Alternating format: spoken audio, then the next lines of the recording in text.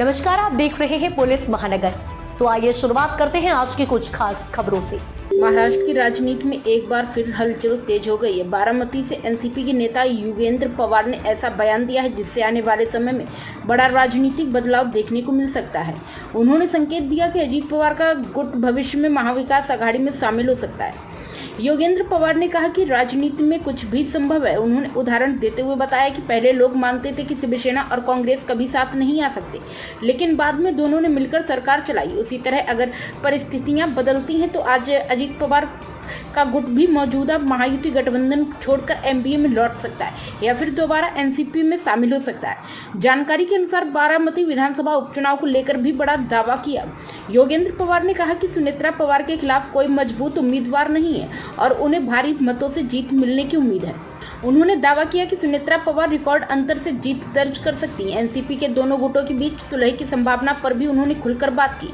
उन्होंने कहा कि पहले भी पार्टी के कई लोग दोनों गुटों के एक होने के पक्ष में थे और आज भी ऐसी सोच बनी हुई है। अगर इससे जनता का भला होता है और परिवार के बीच टकराव खत्म होता है तो इस दिशा में कदम उठाया जा सकता है। साथ ही 2029 के चुनाव को लेकर पूछे गए सवाल पर योगेंद्र पवार ने कहा कि बारामती से कौन चुनाव लड़ेगा, इसका फैसला जनता और पवार परिवार के वरिष्ठ नेता मिलकर करेंगे। इस मामले में शरद पवार और सुप्रिया सुले की अहम भूमिका होगी। हाल ही में अजीत पवार से जुड़ी हेलीकॉप्टर घटना का जिक्र करते हुए उन्होंने कहा कि इस मामले में सच्चाई सामने आनी चाहिए। उन्होंने डीजीसीए की रिपोर्ट में कुछ कमियों की ओर भी इशारा किया और पारदर्शिता की मांग की। योगेंद्र पवार ने यह भी कहा कि राजनीतिक मतभेद अपनी जगह है, लेकिन परिवार को एकजुट रहना चाहिए। पवार बनाम पवार की स्थिति से बचना जरूरी है।